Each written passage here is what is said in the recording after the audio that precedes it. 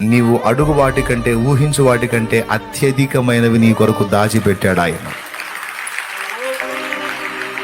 దేవునికి మహిమ కలుగును గాక.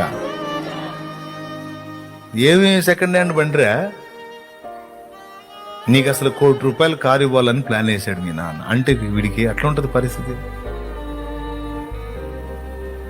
అమ్మో, నిజమా? నిజమేంది? నేను అబద్ధం ఆడను. ఒట్టు అట్టు అట్టు ఒట్టు అంటే అవునా? నాకు ఇంతవరకు తెలియదు. మరుగు చేశాడోయ్. ఇంత పెద్ద ఆలోచన నీ పట్ల కలుగుంటూ నువ్వేందిరా సెకండ్ హ్యాండ్ బైక్ అని అడుగుతా?